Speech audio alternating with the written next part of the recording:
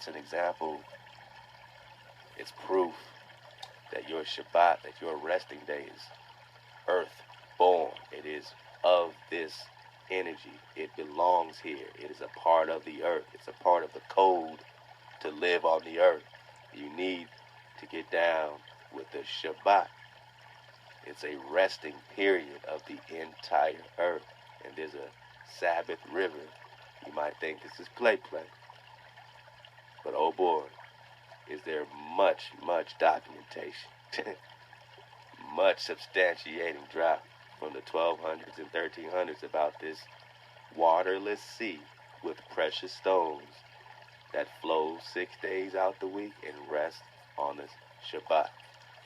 And it's at sunrise, the cloud left, and the Holy One, the Creator, drew before them a river named Sambatya, and locked them in so that no one could reach them. So it wasn't necessarily exiling them, keeping them out, or maybe it had a dual effect, but for sure, it locked them in so that no one could reach them. So who was still locked in there? Is the tribe of Moses still there? I mean, we're talking the immortal dragon kings. I mean, let's go.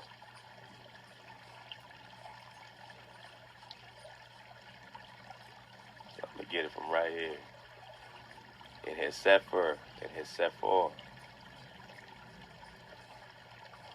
let's go back. Indeed, the earliest source mentioning B'nai Moshe's exile beyond the Sambanyan is Targum Yanasan to the verse in Shemos 34 and 10.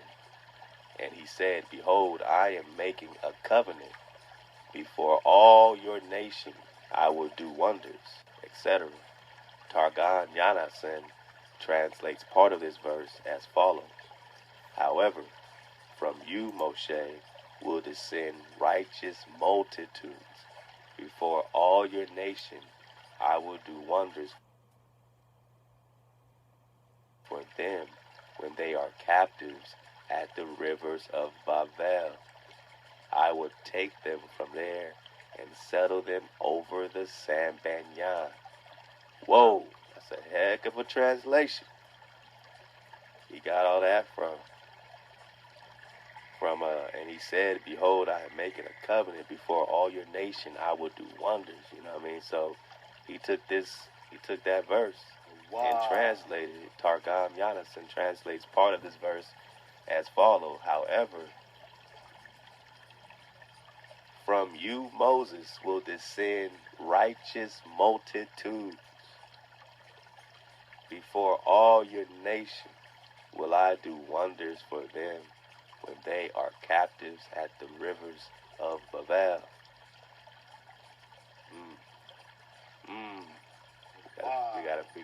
We gotta start narrowing these locations down. I would take them from there and settle them over the Sambanyan River. Doom. Much more to come, man. This is the Press the Hour, man. You know, we just got in. We're going to keep it pushing, keep it going. We got a beautiful show coming up. Yapa Frequency.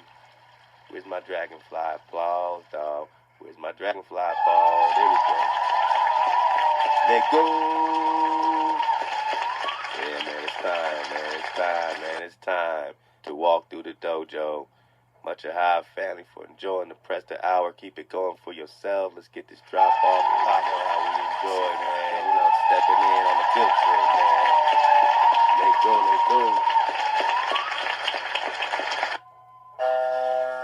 Yeah, it's dojo time, man. It's dojo time. Take your shoes off, get cozy.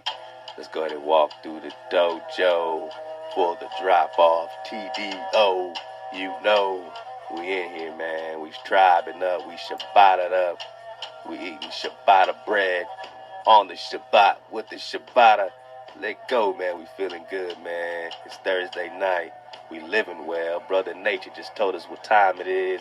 Chef Candy done dropped some Zion on us. I think it's time to rock, and it's time to be steady water. Let go into the dojo. Let go.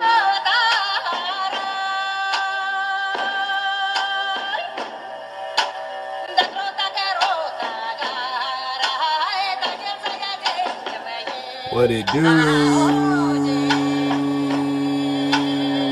Oh man, we in the building, man. I mean, that's just how we step in the dojo every night, man. I mean, you know, Monday through Friday, we surfing the wave, man. So make sure you download the app, click the, you know, I mean, you can go right here on the site.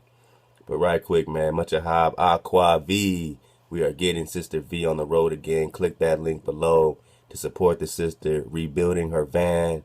I mean, her van was completely totaled, man, and we want to get the sister back on the road again and, you know, just help her get free, man. It's all about our exodus. It's all about, you know what I mean, getting free. This is freedom, man, being able to wake up and this is your backyard with mountains with trees. So support Ahchwa V, please, man. Ahab, Sister Jazz, Sister Ty, KB, the hijacker Cezanne, Sonia Perry dropped so much drop on us. Freddie B, much ahab to you, man. Sister D, much ahab, Miss D in the Copper Color Awakening. She just dropped some wonderful poetry live in the ether, man. Keep supporting Ahchwa V. This is what we do, man. This is tribal. What it do, family, man? We just, you know, we got some fun things, man, just to kind of touch on, man. Shabbat Shalom to you. Keep digging on it, man. And, yeah, look out, man. I will be uppercutting some great topics coming up and right here on the tube. Also, get it live, man, just like you just got it. Get it live, man. Come over here, you know, get that drop live. Make sure you are fully in the frequency. You know, you don't got to wait for the YouTubes to drop. You ain't got to wait for nothing, man. You can just surf the wave, man. Just come over and surf the wave, man. Vibe up and tribe up, man. That's just how we do. Definitely we're going to get in the library today, man. Get the drop chatter. Obviously, you see all the links that's dropping. I mean, geez, man. Last night we kind of went super deep. Man, we started talking about that. What was that? The coaching Jews, man. Love to Aboriginal Hebrew, Kerala. We might touch on some of that, man. Who knows what we'll talk about today, man. Man, and then, oh yeah, this Kondugala, man. This Kandugala, man. This Kranganor in the Thrissur district of Kerala. And when you're talking Kerala, you're just talking the Kariat, and the Kariat is just the Wauconda priest, King President John. You're just talking India. Look out for President John 34, because it will be dropping soon. We're just getting warmed up to it. So this is kind of like, I could make this a President John 34, but I'm not even going to do that. I just want to brush you a little closer to what we'll be talking about, because I want to catch y'all up to what we talk about in the ether. Because in the ether, we're talking Kandu galore. I mean, we're talking Kandu galore, Kadu galore. We're talking India. I mean, we're talking Wauconda-Illinois. Yeah, man. Wauconda-Illinois, man. Love to, I believe it's YNR or YVR Scorpio on IG, man. Love to all the IG fam, man. It's just been hitting non-stop links, man. It's a beautiful thing. Wauconda, Illinois, man. I mean, yeah, we talked Huacas, right? We talked Huacas. Come over to the site, man. Get the drop. Where's that Huacas drop, man? I believe Aboriginal Hebrew dropped this on us as well, man. The Wauconda-Wa-Ka. We're just talking Peru, right? Come surf the wave is all we doing, man. We just getting the seed drop, man. What it do? Wauconda or Huacas or Wa-Ka. So you can't play with these yas no more, people. Because the Wa is unlocking all of the secrets, all of the codes, all in front of you. It's not Yakada, is it? This is the Native American name for the creator. Wa-Ka-Da. They're saying in Peru. Well, you know you got your Ta. Come on, man. We're just talking Huacas, Hawaii, Hawaku, New Mexico. Native languages, right?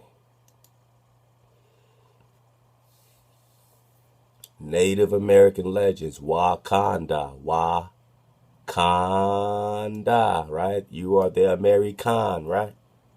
Wow. All right, tribal affiliation, Omaha, all right, Ponca, Osage. And look, man, just it is a vibration that is connected to, this connection with our creator. I mean, it's the vibration, this wah that is inherent in you already. And it's coming out of you as a baby comes out the womb. Wah, wah. It's in you already. You know what I mean? Wah, Khan. So, of course, man, that movie, you know what I mean, is nothing but the crossover. You already know that. I mean, even the main actor got interviewed and said that he got his inspiration in Machu Picchu. We know that Peru and the Huacas and the Huacas are all over Peru, right?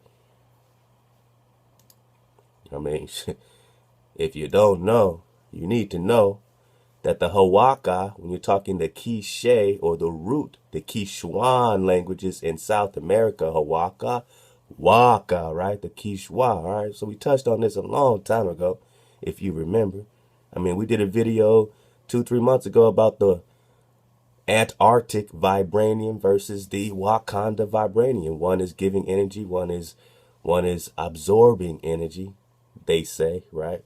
So the Quechua people traditionally believe every object has a physical presence and two spirits, one to create it and the other to animate it. These are the Huacas in Peru. Huacas are commonly located in nearly all regions of Peru. Nearly all regions of Peru. But in the movie, of course, they take you to the other side of the world. And then they fly into a mountain to go into like the year 3000 or something. But they don't go to outer space in their spaceship. They go into the mountain. They kill the actual revolution.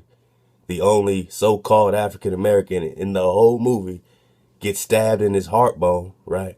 Who's trying to get weapons to free the people. And then they kill the revolution and give you a damn outreach center at the end of the movie. Ain't that cute? They say, hey man, here's a cute ass outreach center. Go get your cute ass in there, punk ass nigga. Ain't that what they saying to you?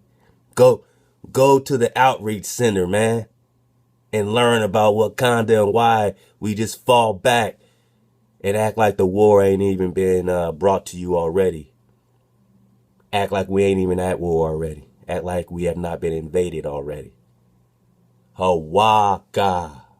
Hawaii. The H-U-A is Hawaii.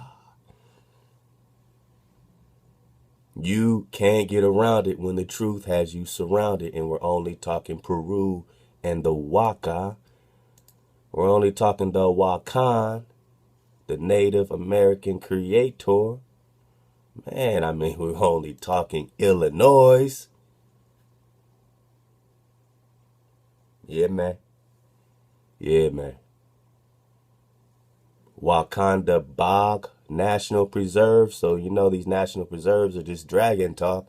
We will be talking a little dragon drop, if you don't mind. And make sure I write that down,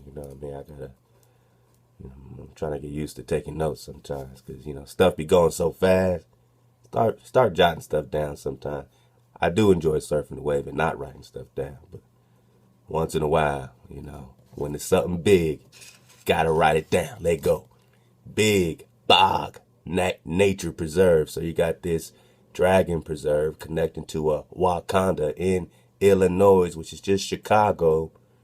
And even Prince Uriel Bay, when we watched that video, said that Chicago is Mauritania.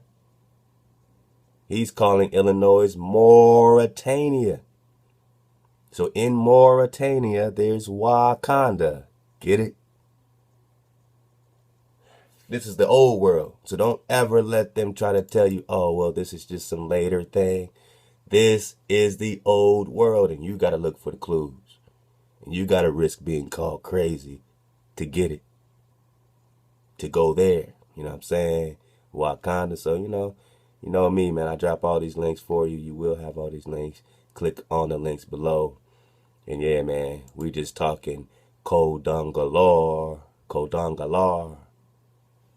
which is connected to this Kerala, which Kerala is connected to the Cariates. Look out for Pressure John 34. So, man, I want to get in this library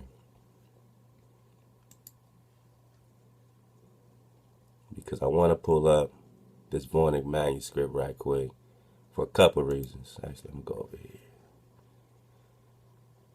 Don't trip. We know we got a lot of editions, man. I mean, we get new PDFs every night. You know what I'm saying? So just imagine when we're fully updated, we're probably going to have over 300, free PDFs for you to download, man. Password is 1234. Still to get to the dough. I'm just going to let you ride with it, but make sure you register on the site because when the joint changes, it will be, I don't want you to be in the outs. I don't want you to be in the bads. I want you to be in the goods. I know how it is, man. You're talking to somebody. You're like, man, I'm going to pull up the book right now. You need access, man. So this is what we do. We are protected. This is a wall of protection. Enjoy the drop library. Enjoy the dojo. Take your feet off when you come in the dojo. Show some respect. It's all about energy, frequency, and vibration. And yeah, one thing, about already putting it in and putting the time in is that you have it here for you. Already, you already got, dang near 200 PDFs already in here, man. And so much that we haven't touched on yet. So I'm not in a super rush because I want you to already dig. I want you to dig on what you already got. Not be so concerned about, what you don't have yet. But, look, open your eyes and see what you already got. And appreciate, and really dig on it.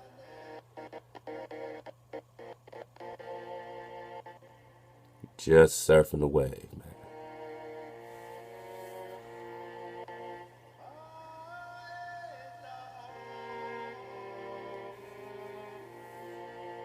Oh yeah, I want to get back into the Russian Empire. Historical and deceptive, man. That true authorship of the New Testament, man, love to hire mark. That's just slicing and dicing hijacks, man. The Caesar's Messiah. Get in that classroom. Do yourself a favor. What does it mean? What does it mean? We ain't even touched on this stuff yet. The Coronado Expedition. Love to Chef Candy, who's reading the King's Fifth, connected to that. Love to KB, who's reading the Sefer Yetzirah. Man. So you see, we got a lot of drop. And the Book of Esther is really popping up on this dig, man. A lot has been hidden right here in the Book of Esther. I almost forgot we had it here. So enjoy the present. Enjoy what you have. We got some more Manly P. Hall to be adding to this soon, man. And this Voynich manuscript, man.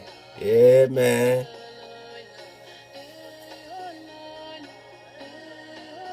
Yeah, man. Remember.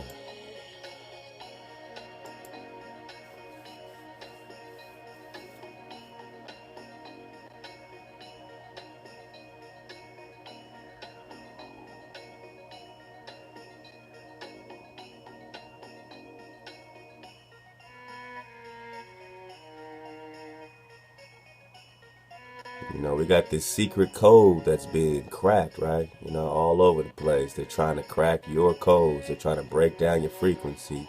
They're trying to break you down. Let's go to secret drop, man. This is a secret. You got to go to secret drop to get this stuff, man. Y'all, I hope you're utilizing these categories. So I'm trying to make it easy for you. It's a secret. You got to be hush-hush about this. Y'all can't be talking so much about this stuff.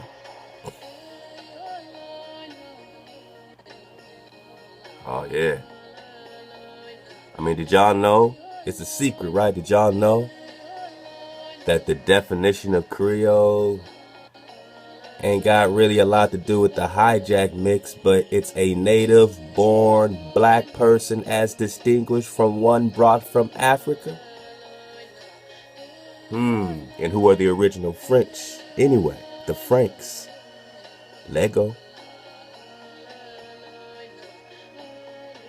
Oh yeah, man. You gotta get to this secret drop, man. If you really wanna know what's going down, man. Oh yeah. And we'll get back in these coaching Jews, because of course it's coming right back to you. Who is Joseph ben Nathan? Who is Meshulam ben Nathan? Get that secret drop, man.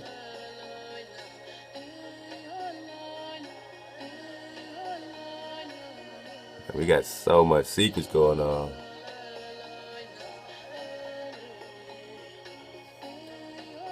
You could be surfing the wave, man, and getting all the secrets, man. So, don't slip on that. What I love is this search box here, man. Anytime you just want to go direct. You want to just say, hey, man, what y'all got about the Voynich manuscript?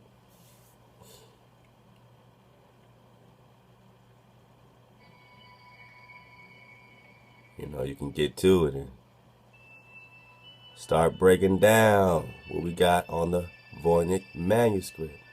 And let's get this drop right here from our sister Candy Jones.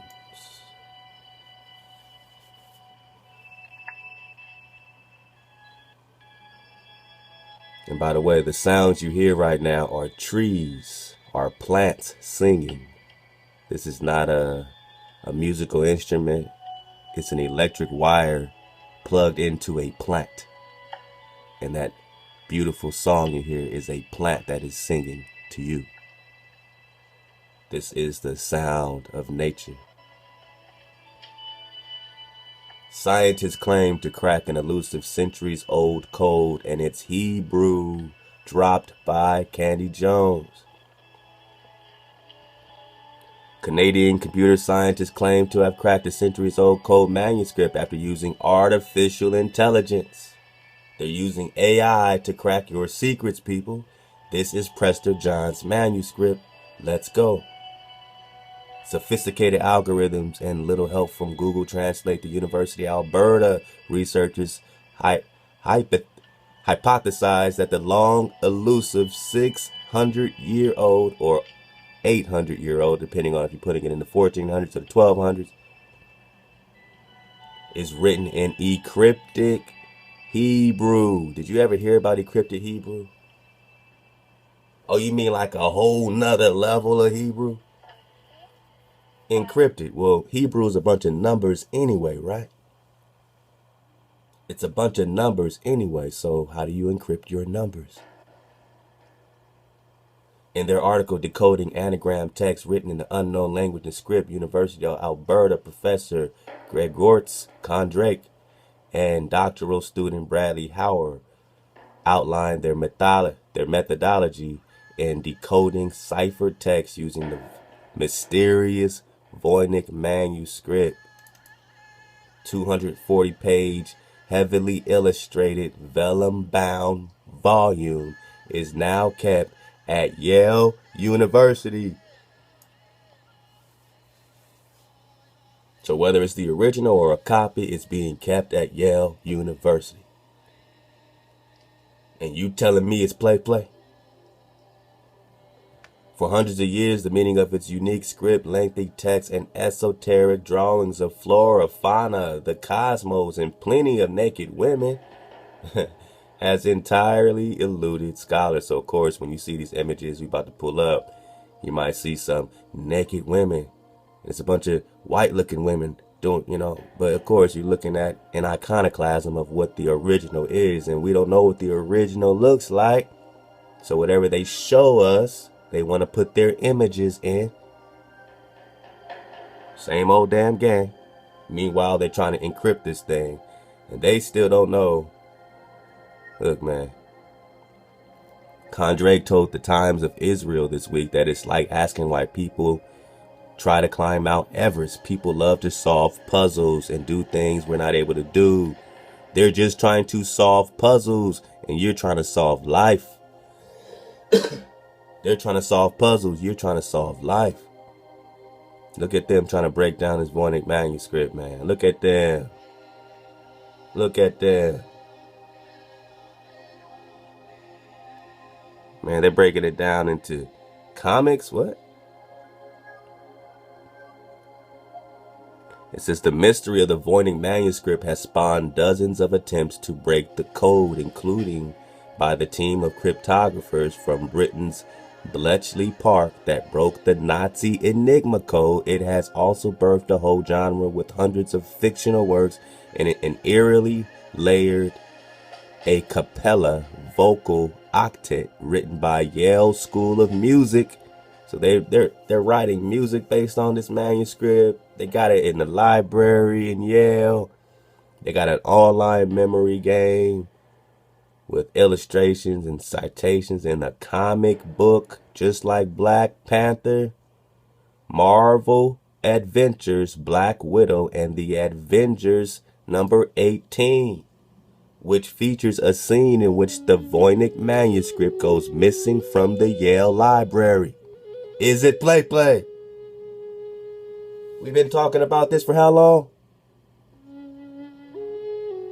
This is high level academia, people. Prester John Studies, man, love the Thai Battle, who just got us a hard copy, man, of Prester John, the legend and its sources.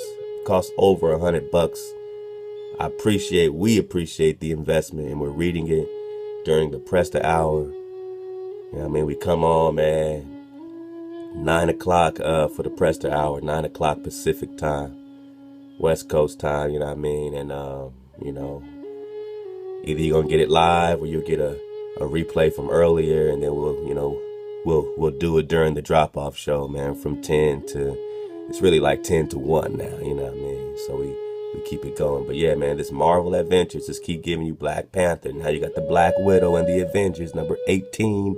1 plus 8 is 9. We're just talking Dragon Kings. You'll see. We're just talking Dragon 9. We're just talking Templar 9. Love to the Templar. Is it play? Oh, they want you to believe the Voynich manuscript is play. It's in the Marvel comic books. This is their way of hiding stuff in plain sight.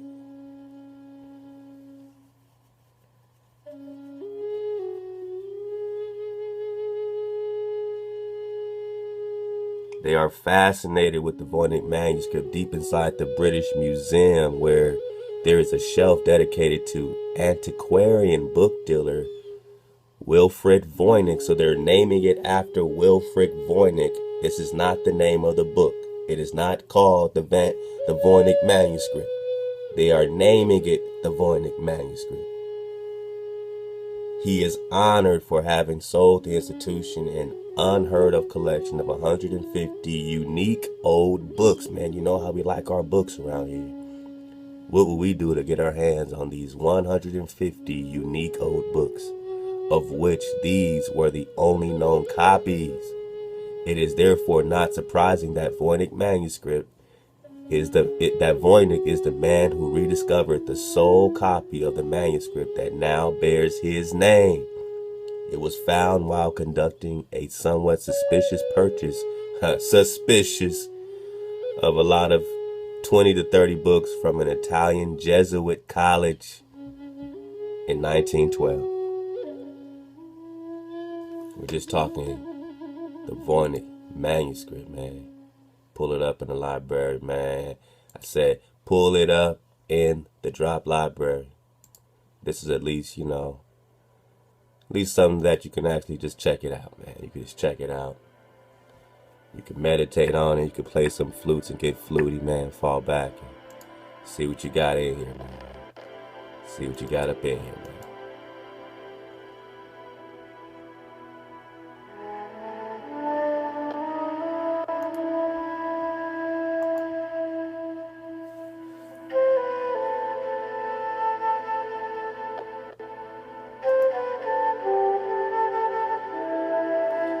Encrypted Hebrew.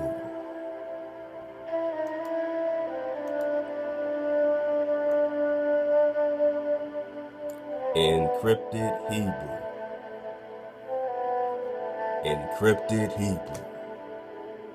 They're trying to break the code that's within you. Encrypted Hebrew.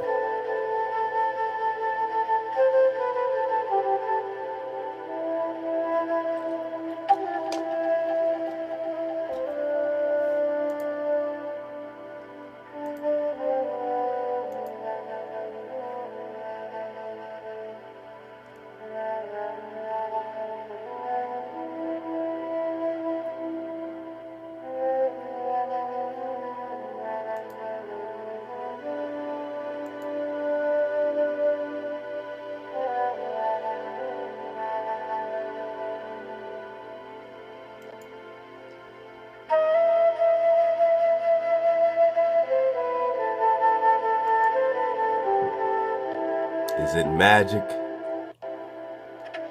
Is it magic for you? Is it Naga magic?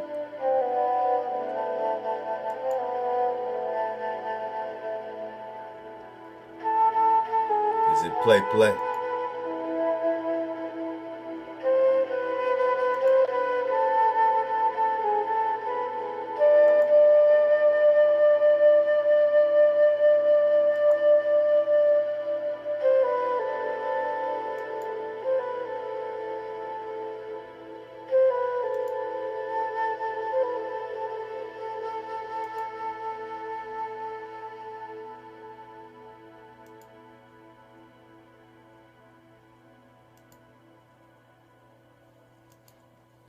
So, sometime come on over, man, and just surf the wave, man. See what you got, man. See what you can find.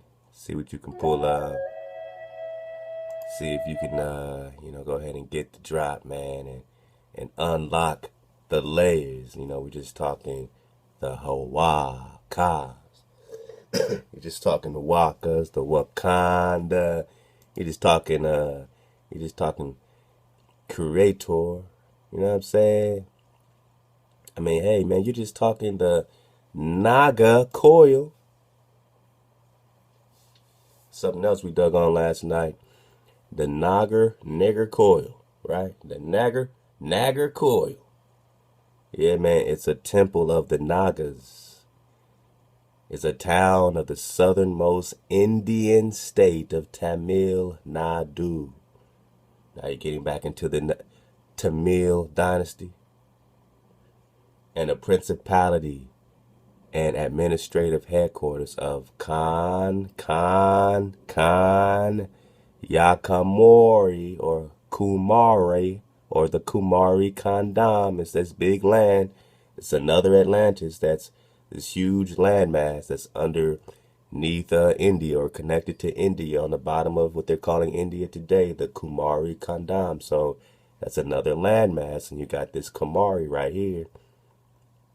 The city is situated close to the top of the Indian Peninsula. Yeah, man, you're just talking to the Naga coil. So when they say snake and Naga, you thinking snake like slithering snake, but you're just talking the coil, the energy, the frequency, vibration of the Dracan. And every time they bring up a serpent to you, you have to at this point, truly start putting all that stuff in question. You know what I mean? Yeah, man, the Wakanda Bog National Preserve, man. Every time, we're just talking serpents and dragons and serpents and dragons and all that stuff, right? Alchemical serpents and alchemical dragons, right? The sciences. Where's my alchemical?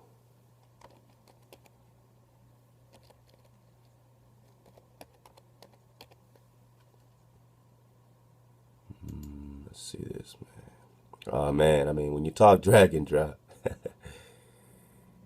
you're talking mucho drag and drop, man. It's a great link I'm going to leave again. Love to Miss D in the Copper Color Awakening, man. She brought out so many great dragon links, man. And we will be, digging more on these again. Because you can get real specific based on area. Haiti has their own dragons. Mesopotamia, Canada has their own drop when it comes to dracons. When you talk alchemical dragon versus alchemical serpent. Let's just do it like this. Because we're going to watch a little video. We're about to fall back and watch a real cold drop, man. And, I just had to preface it. I had to preface it a little bit. But just go, type in alchemical dragon. Alchemical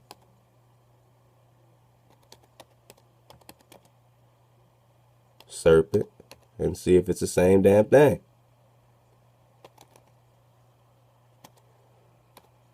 Let's see if we can go to that same site, man. Black Drago, is that what it was? Or Black Draco? I think it's Draco.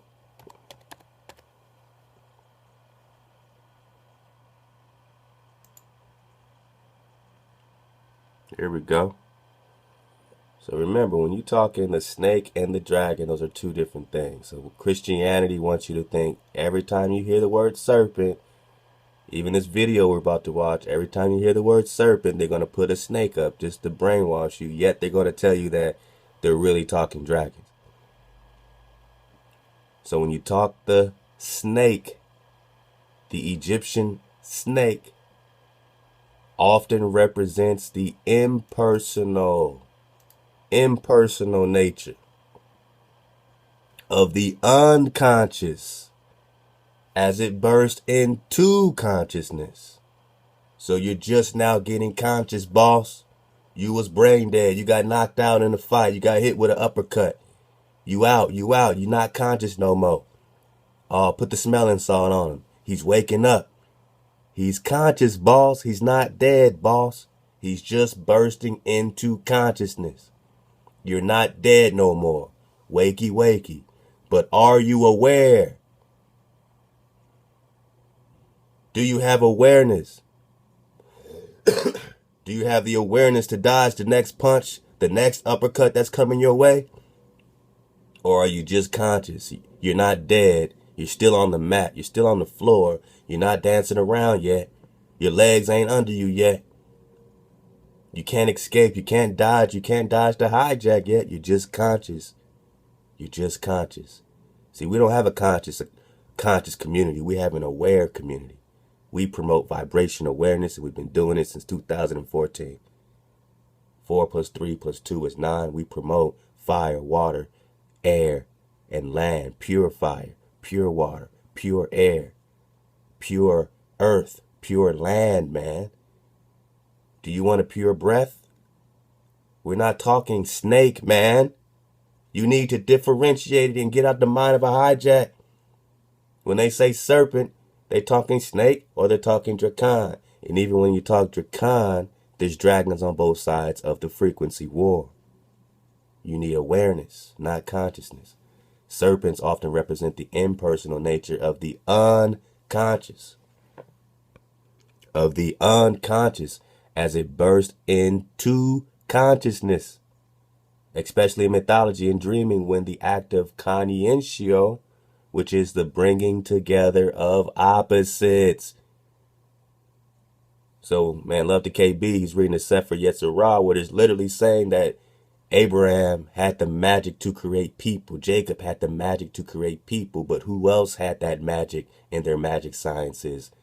The Moors, right? The Confederacy, the Moabites, the Canaan. Everyone had this secret the secret drop on how to create people. So now you got this synthetic group of people that are created as servants, and they are created as your opposites. You have the creator's creations, and because of this magic, you also have the creations. And some people walking around today are not from the original creation.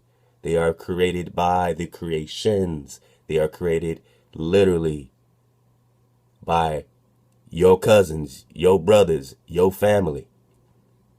But they were created against you. They're created as your opposite. When the act of conscientio, the bringing together of opposites, occurs, so they create these people and then they send them as mercenaries. Columbus and that, right? They send them as mercenaries. They send their mercenaries because they've created them as your opposites, and they're going to bring them to you. Why? The serpent is frequently part of symbolism. All right. Why bring you your opposite? Slaying the alchemical dragon. Why bring you your opposite? Dracon, copper color Khan. Only the act of, or the product of conscientio, the coming together of opposites, can slay the alchemical dragon.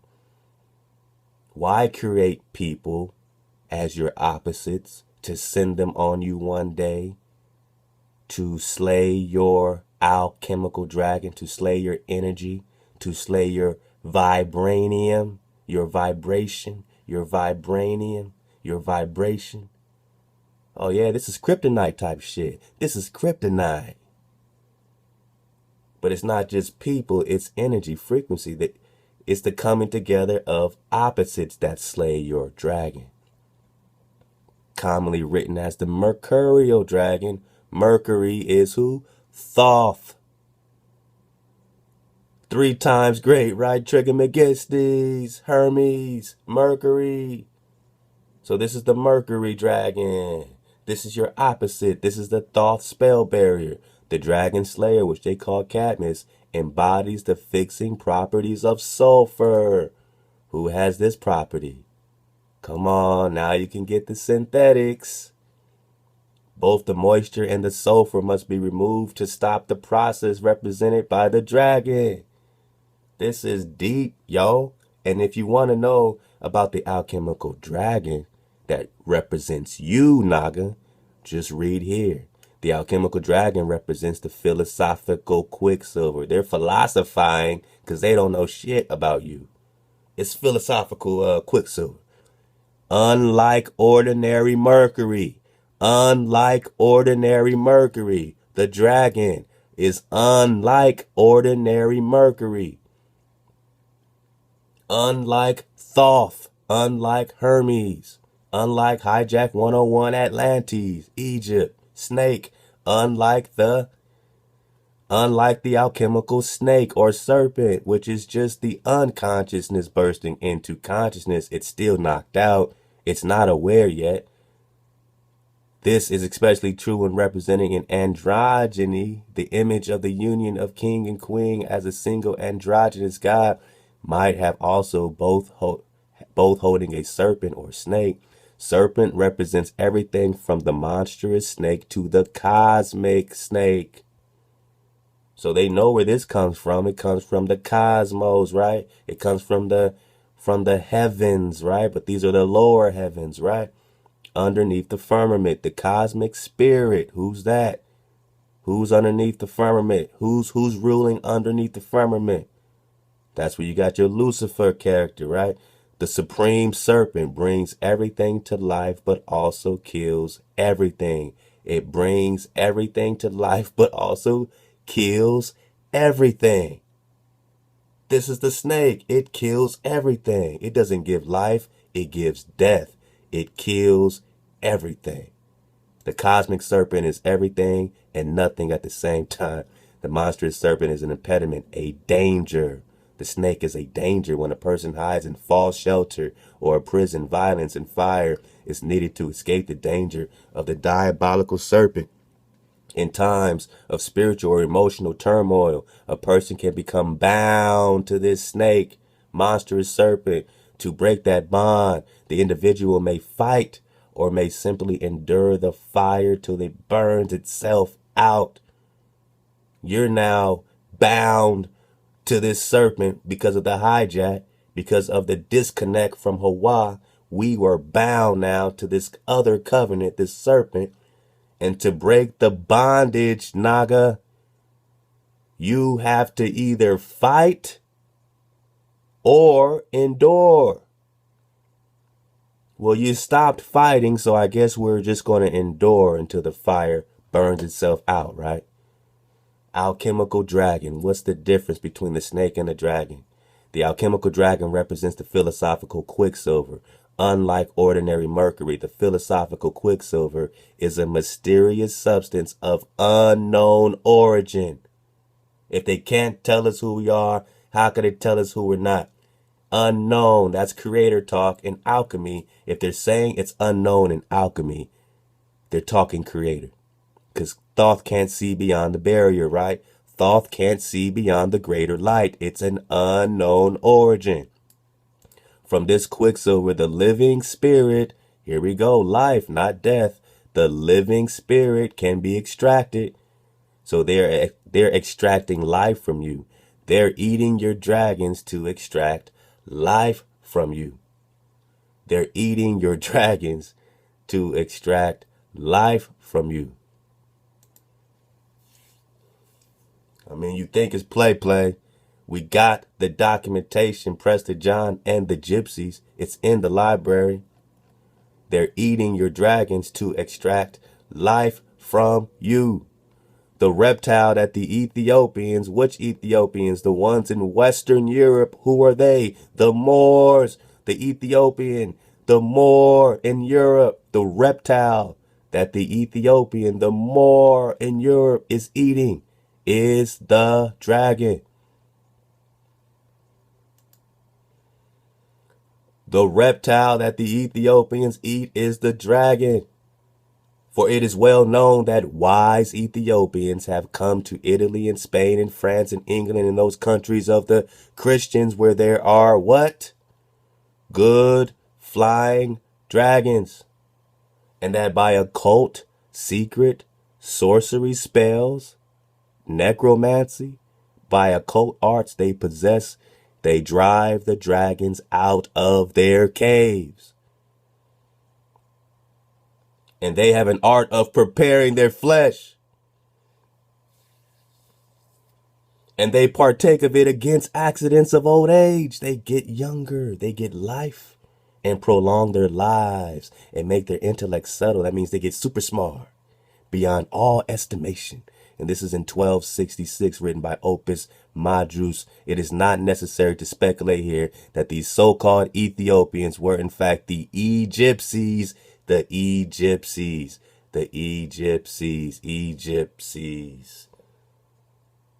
But only to comment on the surprising amicable attitude of the Western European towards these Egyptsies like strangers in their midst in the 13th century. So they were a confederacy. But to know more about this, we must now turn our discussion to who? Prester John and his legend. Oh, we're going to get back into Prester John and his legend. We're going to get back into Prester John and his legend, man. We're just talking about them eating your dragons. You know, we got like a million links up because this is what we do. The alchemical dragon does what? The living spirit can be extracted. They get life. While the dragon does not represent this living spirit, what? It is the vessel in which the spirit is contained. Well, nigga, that means it represents the living spirit if it's the actual vessel, the grail, in which the spirit is contained. See, they trying to, hijack 101. Dodge your own damn hijacks. Ty Battle told you that. Some alchemical texts mention the process to identify the spirit or the soul of all things. The dragon is prepared from the philosopher's venom. Some alchemical texts mention a process to identify the spirit or soul. You're talking life when you talk Dracan. You talk fire, water, air, and land. You're talking life. You're talking atom. You're talking atom. Keep that in mind. You're talking atom. The dragon is prepared from the philosopher's venom, the mercurious fires of the primordial dragon, giving it wings, and in a physical sense, this process of vaporization. The universal spirit is the blood of the dragon. They're getting life by eating the dragon. The universal spirit is what they're calling the creator, is the blood. The creator is the blood of that dragon. The dragon as a famous or fabulous winged being. Fabulous winged being symbolizes philosophical renewal. Just like the dragonfly symbolizes renewal. 360-degree perspective. Only the dragonfly can see in 360 degrees. 3 plus 6 is 9. Dragon 9. Templar 9. 4 plus 3 plus 2 is 9. Numbers don't lie, man. Or the initial pulverizations, in other words, or in other instances, the image of a dragon or wyvern represents the divine mercurial water and its tincturing power. Man, dodge the hijack of this mercury crap. It represents water and power. Water and power. Wata. The image of the dragon represents water. Wata. Water. We're just talking water. We're talking the living spirit. And that's what we talk about when we dig on energy, frequency, and vibration. And if you ever, really want to dig on the difference when you dig on this vibration or this vibranium, right? And we're just talking Antarctic vibranium. And again, we dug on this. Go get that video.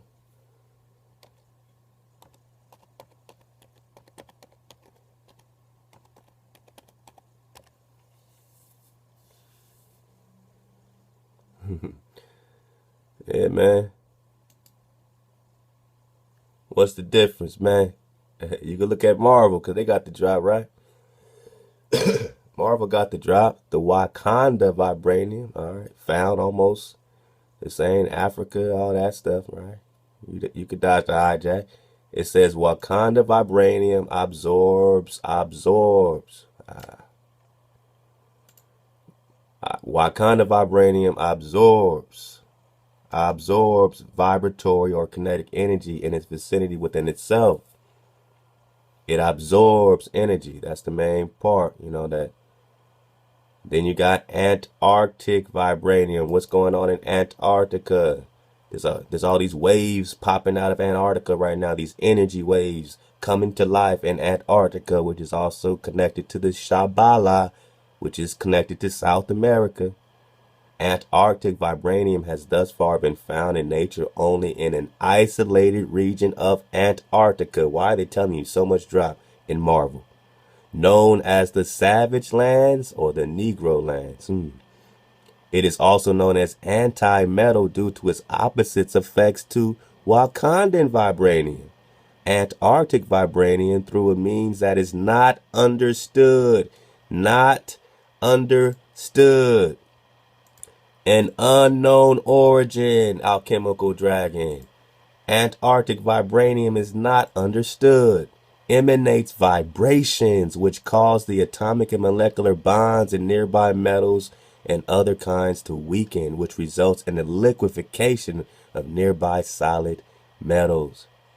Then they get deep into the plunder stone and all these other sacred stones.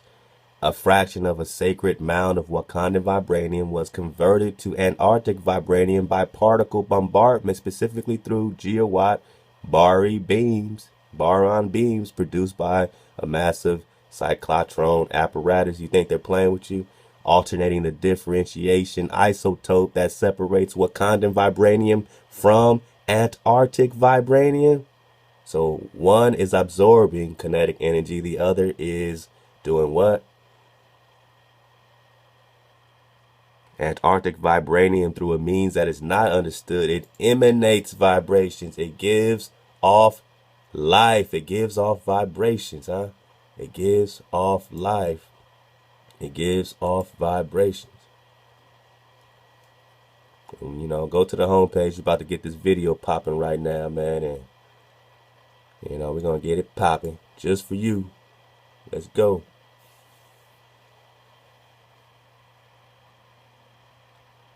You can see this one first, man. I want to, when you talk Antarctica, and love to James Munter, he's been covering this, man. Hey, Antarctica is throwing out these waves, this vibration, this vibranium. It's unknown. Mystery frequency from Antarctica. They're calling it beast from the east. Or I think that's something else he's talking about connected to it. But let's get a minute of this, man. James Munter got the drive. Let's go.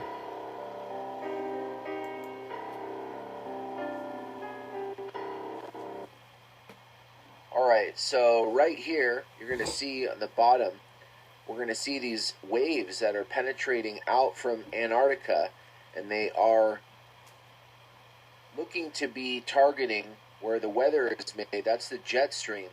A lot of weather that is created here is responsible for hurricanes that come into the United States, etc., off the coast of Africa.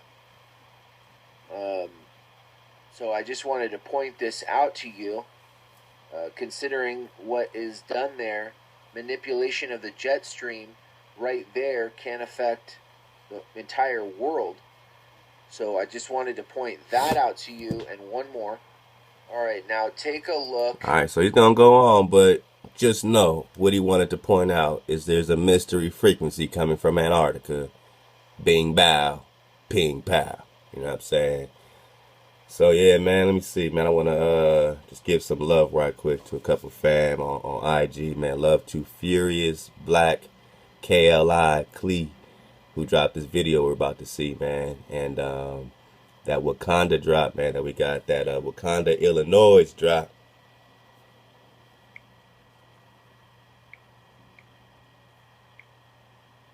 Hold on, let me get this, man. That comes from YNV Scorpio, man. YNV Scorpio. So love to the fam dropping that drop, man. We really appreciate that. And yeah, man, let's get to this great vid, man. Let's see what we got here. I gotta pull it up again. Oh man, we're just talking alchemy.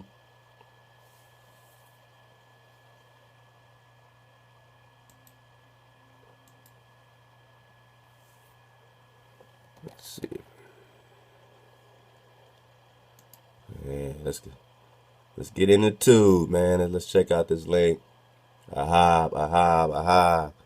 Oh yeah, family's asking, man, how to get in the library, man. 1, 2, 3, 4 get you through the door. 1, 2, 3, 4 get you through the door, man. Love the 5-minute day. Says at first this was unbelievable. They're talking about the dragon drop and the whole dragon series. Go get that. It says, but I'm at part 5 and it feels right, man. My fam thinks I totally lost my mind. I know, man. It happens when you wake up, though. And I almost don't even care. Something inside is directing me to all this stuff. What a time to be alive, man. Much hype, man. To all the family dropping these links. I know I don't got time to always respond, but I do actually drop it in the live on the radio, man. So if you're listening live, I do give y'all shout outs, man. I give Jackie Anthony lots of love, because look at all this beautiful work. And you know what I'm saying, when we got a minute, we come back and we just pick these things out one by one. So please keep dropping these links. We talk about it in the ether. It's really helping us grow, man. Love to the family, Aborigine M Finder. Thank you for this drop. They place all of this in plain sight in hijack movies they create for our offspring. How to Train Your Dragon 1 and 2 depict all that you read in this drop. Wow, man. AB, man, love to AB. Very informative. Thanks for sharing. Man, take a look at what I come across. It's interesting, too. We'll have to come together and bring our ownership of land back in our possession. Legally, we're the Aborigines of America, and we deserve our peace of mind now before anybody else gets hurt. That's what we doing, man. I mean, you know, it's time to seal the land. It's all we talking about. It's time to seal the land. Let's get this drop, man. Love to the family, you know, just dropping that drop. It really does help, man. You know what I mean? And that's what we mean by the drop don't stop. Because really, you see how it just keeps going, man. The drop really don't stop, man. This is a great documentary from Disclosed Truth TV. This is the hidden history of Serpent Mound. And, you know, first you're like, man, did somebody build a mound in the shape of a serpent? Then you're like, is this serpent a dragon? You know what I'm saying? Then you say, man, is this an actual dragon that's just lying there, that's just covered up? Or is it something that they built? Or is it a sleeping dragon? Literally a sleeping dragon. So, you see, I already been into this, man. Let's get it from the top. You know, we'll dodge the hijack commercial breaks, man. Oh, here we got one commercial break already, man. All right, man. Love to the family. We're going to fall back. You're going to get a lot of drop out of this. Let's surf the wave and the dismount. And I'll be here, man. Just trying to ride the wave with you. Let's go. The great God in the sky has been worshipped by our ancestors since the beginning of our time.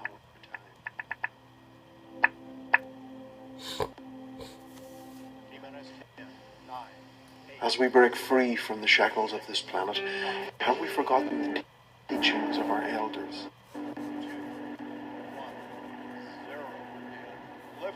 Have we lost our vision in spite of our great technology?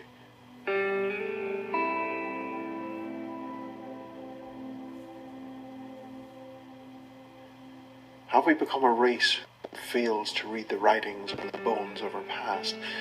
Something in our blood, something in the cold darkness that speaks with promises of light within its void.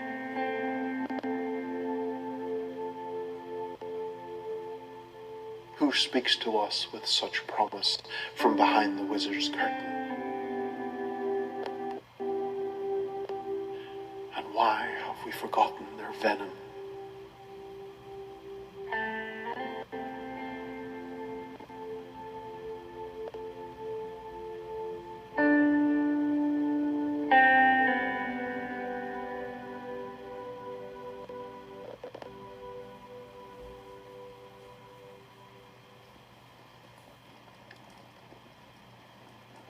Wow.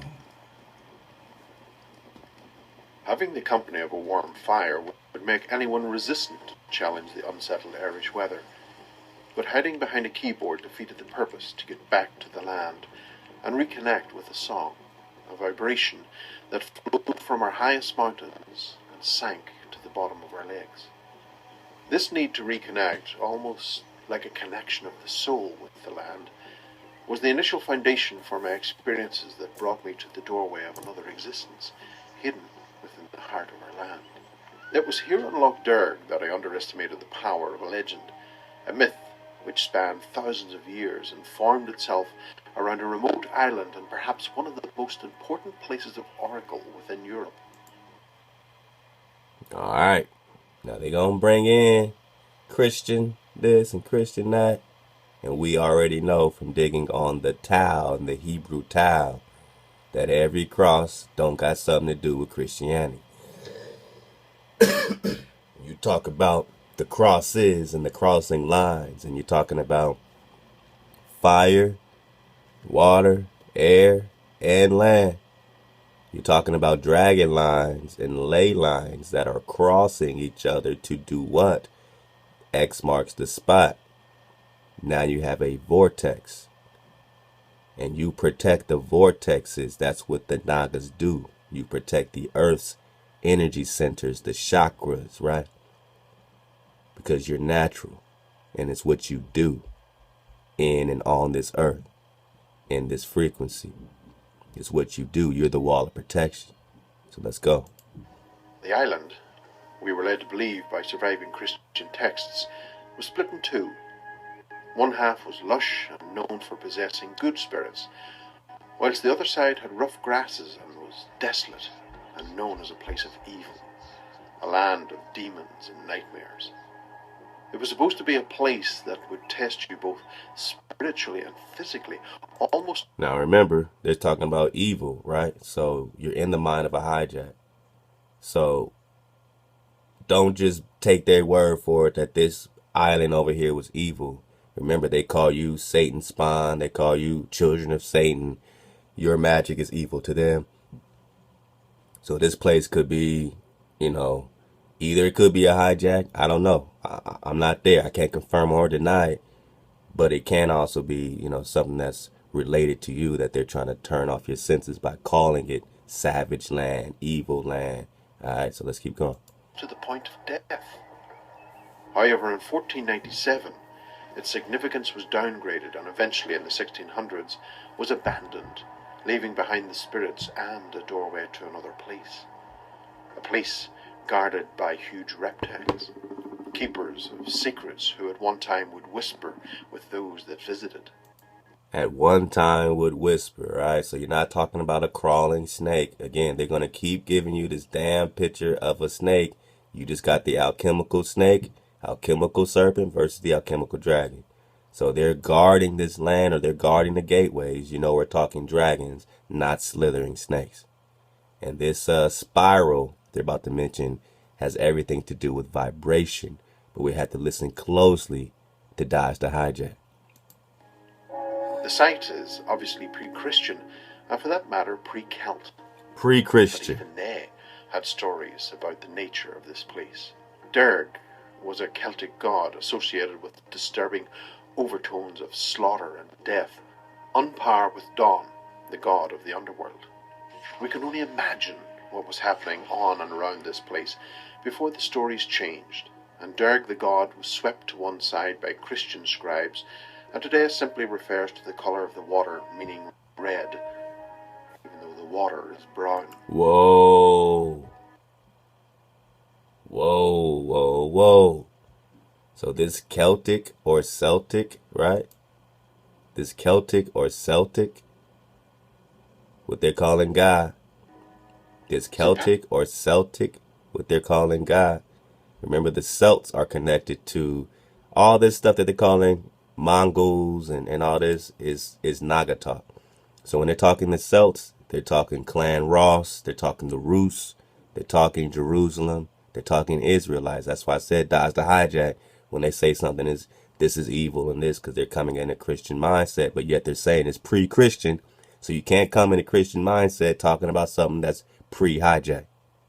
Now listen, they said it was a god, what they call a god, and then it became the color red, which is really brown. Copper color, red, right in your face. Stories changed, and Derg the god was swept to one side by Christian scribes, and today simply refers to the color of the water, meaning red. So Christian scribes say, oh, you're out of here, buddy. We'll just use it to call the water red or... even though the water is brown. Or brown. The red man is the brown man. St. Patrick, the patron saint of Ireland, according to legend, came to Ireland to rid it of serpents. Modern interpretations would suggest this was in reference to the pagans. Dragon slayers. And conversed with the old gods. Dragon slayers.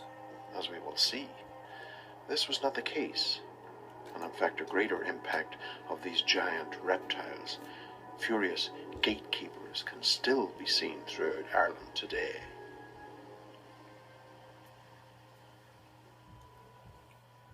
Doorways to other worlds are nothing new for Ireland nor its people. It's a belief that travelled through the ages which seemed to gain enough gravity that it could sustain itself. The Shannon Pot is the birthplace of the River Shannon, the largest river in Ireland, and named after the mythical Shannon, granddaughter of the great god of the seas, Manannán Mac Lir. As well as having connections with the old gods, it's believed it's also the doorway to the land of the dead. These former doorways lay scattered across the landscape, many forgotten, many whose hinges have long rotted, exposing our world to another. But a lot of the older doorways usually have connections with great serpents of lore, and many of these places can still be visited today. During the early medieval period, these serpentine plagues morphed into later times as what we know today as dragons, giant winged creatures that breathe fire. Any questions? And look at this dragon. Look how much it looks like a dog. Look at the dog nose. Look at the bird type of thing here. And then the serpent, you know what I mean? So you got different... I mean, when you think dragon, you only think one thing. There's all different types. And now we're going to read, hopefully we got some time in the dismount to get how all these creatures, all animals are all coming from the dragon. The turtle, the tortoise is birthed from the dragon frequency. What they're calling a dog or a lion or any of this is coming from the dragon frequency. But the dragon in your head, you can't see it. But then when you start to see all these other depictions, you say, oh, now I can see how all of this came from the dragon. Because it has to. It's fire, water, air, and earth. So everything is coming out of the Dracan energy. The Dracan flow, fire, water, air, and earth. It's all around you. You can't hide, you can't run. It's all seen. Fire and feast on the flesh of virgins. The later depictions of these beasts would be as alien to our Celtic ancestors as an electric kettle. Our scaly dragon was actually the serpent whose breath it was believed could kill. Our scaly dragon becomes the serpent. Listen how he's flipping this. Ancestors as an electric kettle. Our scaly dragon was actually the serpent whose breath it was believed could kill. So the dragon was the serpent, and then it became something else. So when they talk to serpent, you're talking dragon, and they're saying it right to your face. Ancestors as an electric kettle.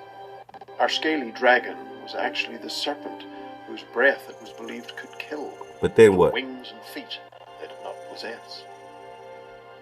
One common factor that both species seemed to hang on to was their lust for gold. In County Mayo, one such former place of serpent worship lies within Croagh-Patrick, now a place of pilgrimage for many of the new religion. New religion. Interestingly, this mountain contains one of Ireland's biggest gold deposits, valued at over 300 million euro. Areas that seem to be associated with these huge belly crawlers are either near the coast, lakes, or rivers. Two such places, for instance, can be found on the west coast of Ireland. One on the Atlantic island of Inishmore, called the Serpent's Lair, and another on the river The Dragon's Lair. Let go. Bonnet in County Sligo, called Limnafecht, where it's believed a giant serpent hides within its depths, guarding, yep, you guessed it, gold. Dragon's Lair. Free Phoenix. Fecht was a name given to these large creatures, and is derived from the Latin pistis, which refers to something noxious and hurtful. Early Christians associated these great creatures as being Satan's emissary on earth. Like Leviathan, huh? By broadening my scope and examining this phenomena, we can find traces of... Well, let's dodge the hijack. We gotta dodge the hijack together. Hey, what's up, y'all? We gotta dodge the hijack. I guess we just gotta get through it, y'all. I'm just gonna put my hand over it. Kelly Clarkson. I'll put my hand over it. Oh, Talk to the head, Kelly. Talk to the head. All right, we back. creatures not only in Ireland, but also around the world. Cultures that have come and gone share a common thread of reptile intervention on some level or another. Azteca. By exploring this global aspect, I stumbled on an odd curiosity connected to our spiritual nature, and something that seemed impossible, yet the facts spoke for themselves. Gaining access to the reptile gatekeepers for some folks meant traveling to the Amazon basin to take part in a spiritual ceremony. What they say? Drinking a No. You can't just come over to our side of the world because you want to get access. So what happened when they came over here and found you, Naga? You were protecting the gateway. They had to come over here to get access to the gateway. Something that seemed impossible, yet the facts spoke for themselves. Gaining access to the reptile gatekeepers for some folks meant traveling to the Amazon basin to take part in a spiritual ceremony. Amazon. If drinking a cacophony of herbs that makes you purge from both ends is your thing, well, good luck to you. It certainly wasn't mine. Ayahuasca is an amalgamation of both a Ayahuasca. You heard the wa. They came to the Amazon to get some type of potion. All right, some type of natural situation so that they can gain access. Now let's go. melamine oxidized inhibitor recovered from various plants and DMT substances, and was necessary for the onset of full hallucinogenic effects. In the 1960s, DMT was known as the businessman's trip and was faster acting than LSD, giving them a full-on psychedelic experience. So what they're calling psychedelics was just a natural experience that they got in the Amazon to get access to the Dragon Gates.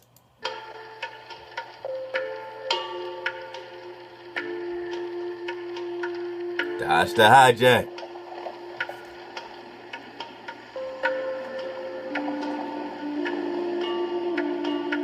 During the 1990s, Dr. Rick Strausman, a psychiatric specialist, carried out a series of tests on DMT and found in the right quantities it produced feelings of euphoria as well as anxiety and fear.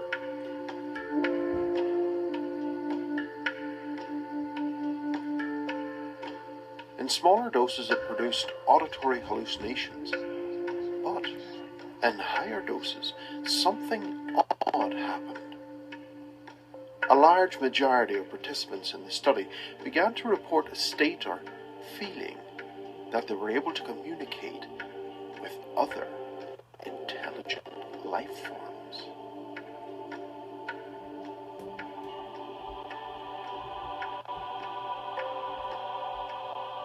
During these high doses, it was reported they met with another intelligence, with many describing a super intelligence. Many unconnected people traveled to the Amazon basin to have a trip of a lifetime, which, for many, was so profound it actually changed the way they lived their lives from that point forward. But I was at a loss to explain how many would report meeting reptile creatures on the other side of reality. What was it within the human mind that a large majority of people who are led to this other world are greeted on the other side by some form of reptile? Why a reptile? They keep showing you a damn snake as if this is what they talking to and what they talking about, but you know the drop. That's Thoth, man. The experiences and visions these participants had during the 5-year study into the effects of DMT led many in sharing something with me and my visionary experience on the island in Donegal. However, on Donegal, I never had as much as a cup of tea to aid my journey. It has been theorized, though untested, that DMT may be produced in the brain at point of death, resulting in these wonderful images reported by near-death experiences, and is therefore responsible for the legends surrounding the visions. However, it failed to explain that none of the near-death experiences that I could source reported ever seeing serpent or reptile creatures from their hospital beds. Not having taken any form of hallucinogenic on the island, I went back to look at the island's history. There must have been something more to this small island that I had overlooked. Navel was an early Christian saint who established the first monastery on the island, and a mound on the island venerated his grave. The mound was the first clue to my suspicion that there was more here I needed to unearth if I was to unravel the mystery. People from across Europe came to the island to face their fears with stories of a cave you entered as part of your cleansing of your sins. The mound, I suspect, was actually a Neolithic passage chamber which predated the early Christians by some 4,000 years. The cave was actually the center of a passage system within the chamber. Uh-oh. So the question had to be asked, what on earth was going on in these chambers that was later forgotten? Or was it?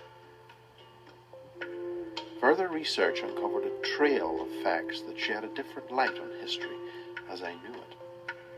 It seemed as each new era came, it applied a new layer of deceit that helped disguise the architects of such knowledge.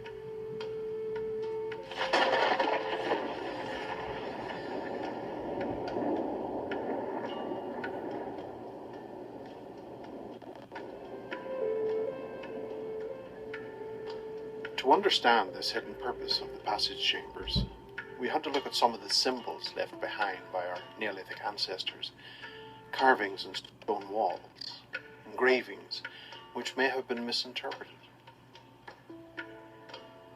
You enter the inside of a passage chamber by passing under the light box. These focus the beam of light which entered the chambers at certain times of the day and year, depending on the orientation of the chamber, which was usually dedicated to the sun. When you enter the center of the chamber, which usually had some type of a domed ceiling, you were greeted with 3 smaller chambers. And when you look at this from a bird's eye view, you can clearly see it takes the form of a cross. Bang! X marks the spot. Or you can just call this a Templar sword. Love to hire Mark. You can call this the Templar Excalibur sword. X marks the spot, Tau. See this cross? This is pre-Christian, by the way. So if you're just picking up in Christianity, you might be missing all the drop when it comes to fire, water, air, and earth, or the dragon lines, the ley lines, the dragon lines in the dragon cave. I speculate the cross formation was a very important feature, along with the way the chambers were built, as they were resonance chambers, vibration chambers which formed the basis for the doorways to the world of spirit. Vibration chambers, right? Resonance chambers, right? Vibration chambers, right? Now listen up right here, because we're just talking vibration. We might have to dodge one more commercial hijack. Let's see. Percent of all Neolithic art across Europe appears in Ireland. Oh, there we go. And many of that appears in County Meath, surrounding and within the three largest chambers on the island, called Noth, Doth, and Newgrange. Listen up. In particular, an image carved in Noth curbstone Keth 36 had concentric circles, which may represent a vibration rather than anything else. So these circles are within this dome, and this also appears in all the Aztec Maya stuff. You still see the same design, right? It's all vibration. Now look how he tries to spin it. This is hijack 101 for real, for real. Watch this. This symbol is actually close to 440 hertz. Come on, man. Come on, man. Come on, man. Come on, man. Well, you just proved one thing, that this 440 does play. Now, why didn't he say it is 440 hertz? Listen up to what he says. The symbol is actually close to 440 hertz. It's close to 440 hertz. So do you believe, I'm not even going to go into it. I want you to tell me. Circles, which may represent a vibration. Do you believe that these circles represent a vibration of 440? The stuff you see all over the picture arts, you know what I'm saying? The pictoglyphs, petroglyphs, you know what I'm talking about? All over the place. Do you think that's representing 440? If it did, why did he say it's close to 440? But then listen close to what he says. Rather than anything else. This symbol is actually close to 440 hertz and is more in tune with our lungs and third eye. It's more in tune with our lungs and third eye. Now, when we talk vibration, and we've been talking vibration, and we know that if that 432 represents the crown chakra, that 4 plus 3 plus 2 is 9, then when he's saying that this is close to 440, he's just talking about 432.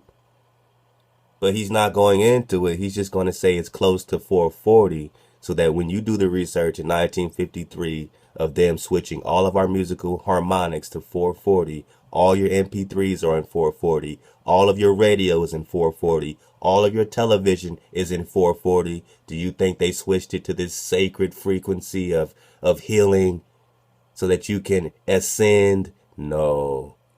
They switched it to 440, not because it's in line with your pineal. They don't want your ass waking up. You can do the math. Just do the math. For real, for real. Just do the math. One more time. Listen closely again how he plays it.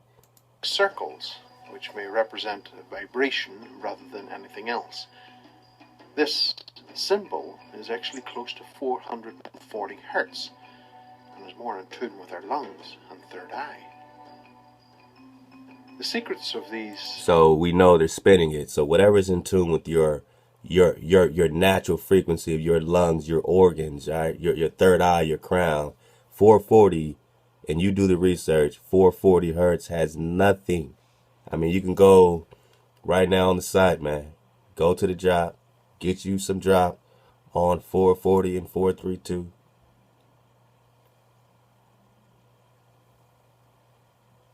Get that drop. You don't gotta go far for it. I mean, you know what I'm saying? You can go to Google, you can do what you got to do, but it's right here for you as well on the site, man. And again, it's all frequency. Antarctic Vibranium versus Wakandan Vibranium, man. Getting the vibe suites. All these are tuned to 432 because we are in the frequency of our crown. It's close to 4/4. It's 8 hertz separate, and that 8 hertz does play major. What they're doing in our frequencies does play major. This 8 hertz sure does play major. What is 432 hertz? Get it on the site. 432thedrop.com, man. Get in the classroom. Because it's all about energy, frequency, and vibration, man.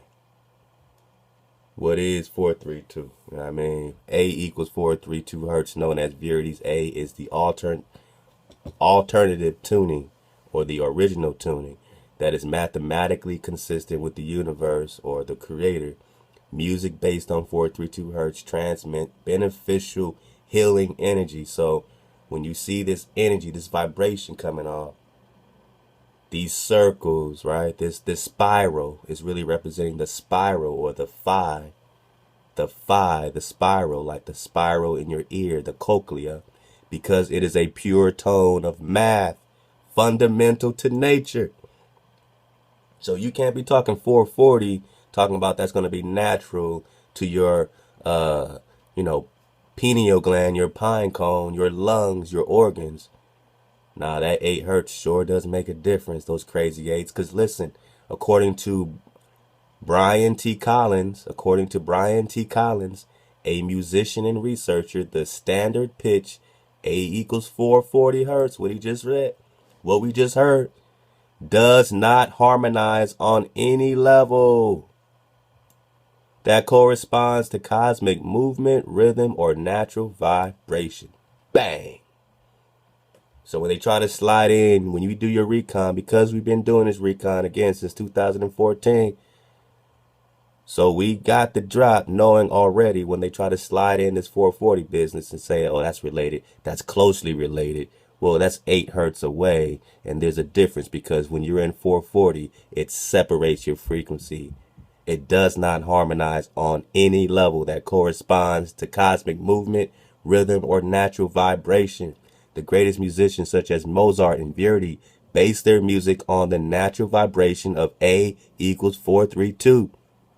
It is true that it is only 8 vibrations per second different. What's the difference between 432 and 440?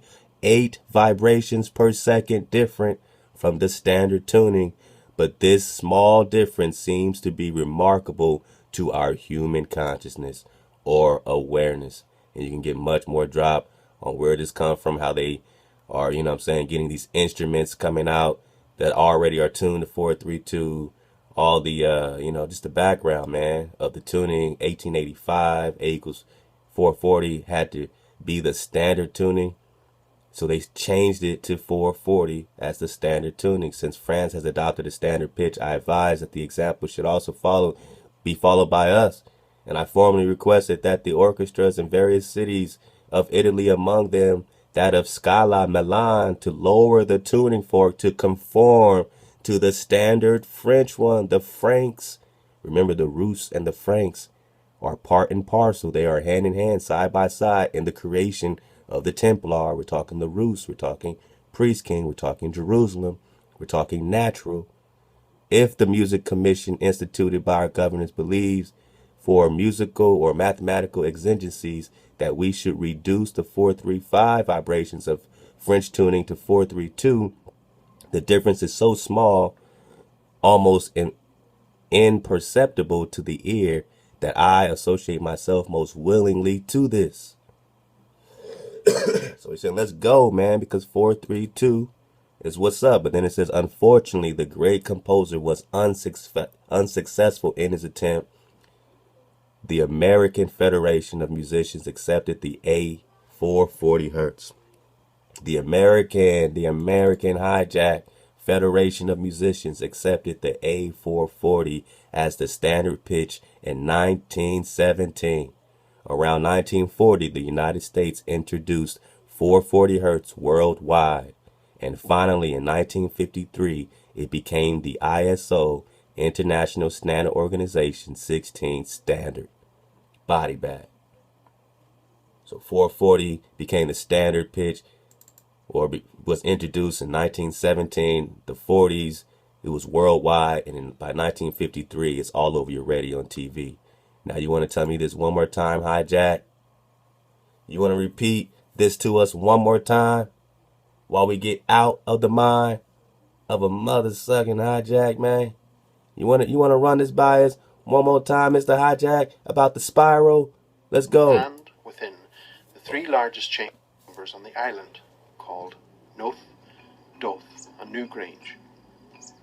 In particular, an image carved in the Noth curbstone K36 had concentric circles, which may represent a vibration rather than anything else. Vibration. This symbol is actually close to 440 hertz. It's more in tune with our lungs and third eye. The secrets of these harmonic chambers may actually have been kept by the early Christian scribes. St. Patrick came to the island to rid it of serpents. Considering Ireland never actually had serpents, it was assumed that it was a reference to the pagan communities. I know it's skipping a little bit. Let me get that last part again. With our lungs and third eye. Circles, which may represent a vibration rather than anything else. This symbol is actually close to 440 hertz. Alright, so we just got the drop. You think those circles are 440? Or listen how he says it. It's close to 440. So we're just talking 8 vibrations per second difference, or 432. So this spiral represents 432, not 440. Dodge your own damn hijack. And is more in tune with our lungs and third eye. Bang. The secrets of these harmonic chambers may actually have been kept by the early Christian scribes. St. Patrick came to the island to rid it of serpents. Considering Ireland never actually had serpents, it was assumed that it was a reference to the pagan communities that were dotted across the land. Dragons. Was the image of the Celtic cross more than simply a reference to the crucifixion? One of the earliest carved depictions of a Celtic cross appears on a monastery wall in County Offaly. It shows 3 heads in each point of the 3 upper points of the cross. Their mouths are open, indicating a song or possibly a tone. And in the center of the circle is a spiral. And from that circle, spiral, the 4th person is being consumed, along with the top person, by serpents that appear to form from the center of the cross. Pre-Christian. These resonance chambers may have been the way our ancestors embraced this other world, a world where the serpent in later years became recognized as a bringer of great knowledge. But at what cost?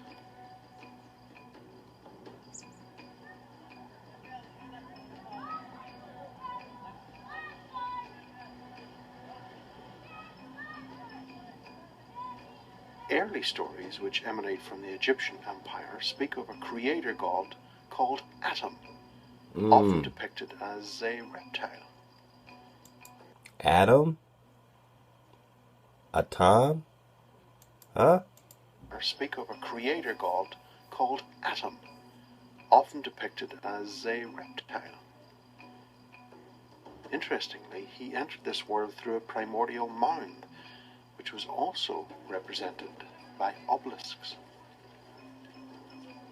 Atum later became Ra, and was represented by the sun. Hijack 101. The eye of Ra migrated into the eye of Horus, over time becoming the all-seeing eye used in Christian faith today. Hijack 101. But it all stems from the sun and the eye of the reptile. The depictions of the eye of Ra above the Egyptian god's head was nearly always accompanied with a circling serpent. Snake. The doorway to the world of the gods is protected by serpents.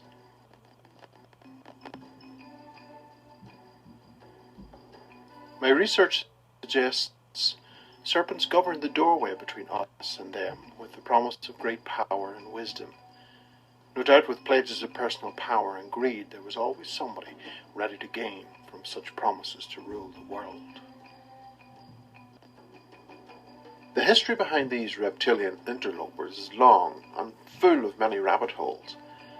For many, accounts of these creatures tended to be associated with aspects of our weaknesses for power and greed, an innate lust for gold, which in the long run would hollow out our souls. Recent archaeological discoveries in Morocco have forced us to re-evaluate our history. Homo sapiens bones discovered in the African continent have been dated at around 300,000 years old, according to Max Planck from the Institute of Evolutionary Anthropology in Leipzig, Germany. But it was around 70,000 years ago that a small band of our very ancient ancestors left Africa and travelled to other continents. Dodge the hijack. Serpent worship can also be traced back 70,000 years to Africa and to a cave complex known as the Rhino Cave in the Tostillo Hills in Botswana. Rhino. Rupert Isaacson, a Texas-based journalist and author of The Healing Hand, The Bushmen and the Kalahari Desert, speculated healers went to these locations because they were more powerful. My own experiences would suggest there is something more about the land and the power that comes through it than meets the eye. A small group of people followed my own footsteps and visited the island in Donegal. It was to prove so intense that their planned 2-night stay was cut short, and they left after the first night. One member of the group stated, "What made me the most uncomfortable was the feeling I had all night long. I'm not in any way nervous or sensitive, and I've never really experienced anything paranormal. But the only way I can explain it is it's an internal trembling, like it was coming from the pit of my stomach, if that makes sense. I've never experienced it before, but I can only imagine that this is what a panic attack must feel like."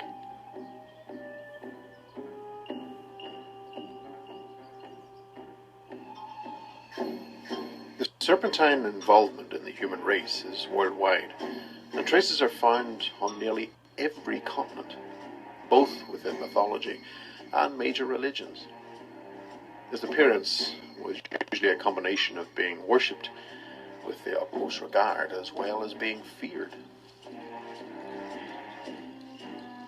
In early Sumerian texts, the chief god Enki instructed his brother Enlil to make a slave race. Along we came, and seeing our struggle with the Anunnaki race, Enlil became our freedom fighter and instilled us with knowledge, which sparked our revolt against the gods. Much Dodge the hijack. This is their story. They're saying that we were created by the Creator's creations. Let's go. to the fury of Enki, and evidence would suggest both gods had serpentine associations. Around the world, dragons and serpents were seen to be associated with rain. Dragons and serpents. So we're talking dragon. If that's the case, it's no wonder they made Ireland their home. Within Judaism and Islam, the serpent represented sexual desire. But staying within Islam for a moment, there are two groups known to exist in this other world, banished from here and who continually try to return. It's believed their return would spell the end for the human race. Bye, globe.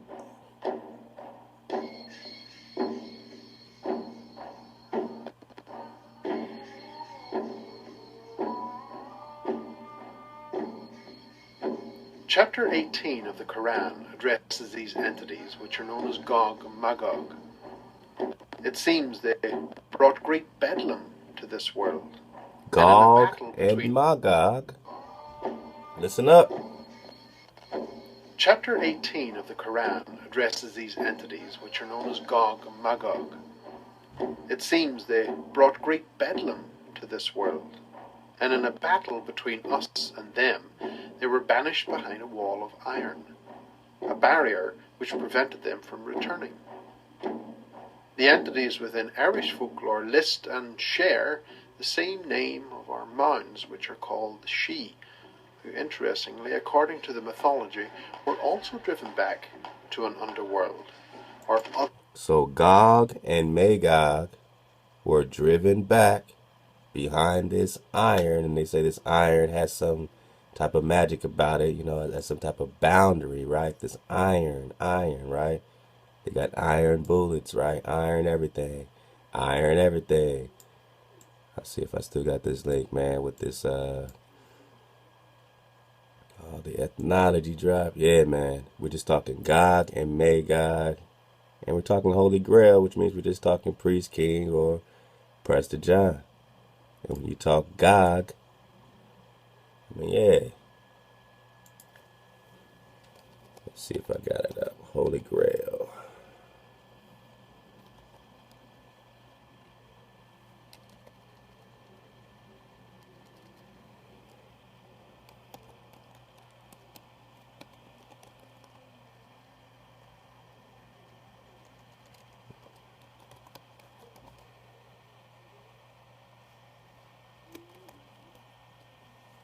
I might have taken it down already. Let's see.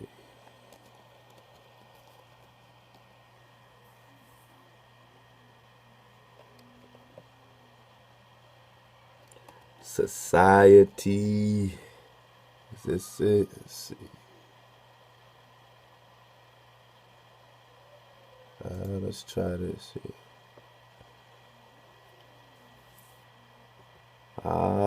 Here we go. Gog and Magog. So this is from Bibliotech.